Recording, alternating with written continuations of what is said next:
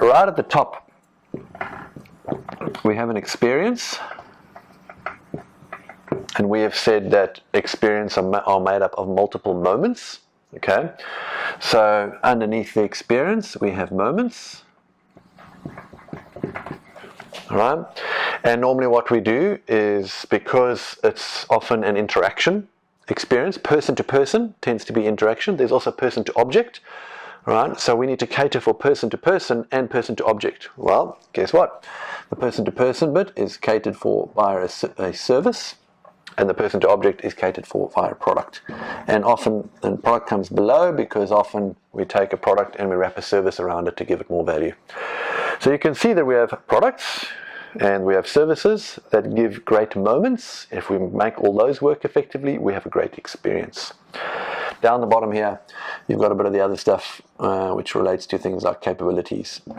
So do I have the capability to deliver those products, those services, those moments, and those experiences? And we know that capabilities are broken up. They're sort of the building block of the organization. What you have is you have people, you have process, you have technology, you have information, tend to be the dominant ones that sit inside a capability. And these all strive to achieve an outcome. They're a mix inside my business to achieve that outcome. Well, what's the outcome? Well, the outcome is twofold. It is what is valuable for my customer and what is value to me. There's the create and capture value bit of the business model. But guess what? So too do these. This also is focused on creating valuable and value. This also is create value and valuable. They're actually just different levels within an organization.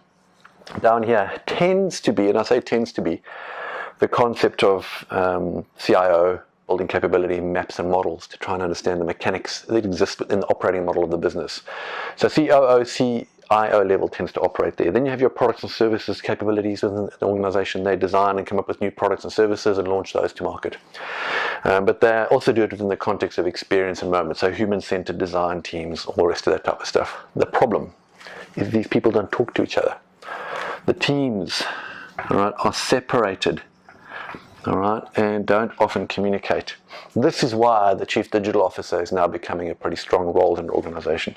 But the Chief Digital Officer looks down this way and says, all right, how can I create these experiences for consumers and then use all of my underlying mechanisms in order to do that? So it's important that there's an individual or individuals that understand how to stitch all of this together. That is a business designer. So the business designer is the one that understands how to bolt all of those pieces together. That's what I want to make you into. All right? So yes, you're learning design at the moment, but design in its purest sense is really about innovation and solving complex problems, all the rest of it. But we have to merge in there architecture and agile and all of those other things so that you know how to use those things to get your desirability, feasibility, and viability lenses working as well. All of that must occur within this structure within your organization. Why? Because if you remember the knowledge funnel, we have to create it repeatable. We have to take this complex abstract stuff and we have to make it repeatable right through the organization. Anyway, I digress.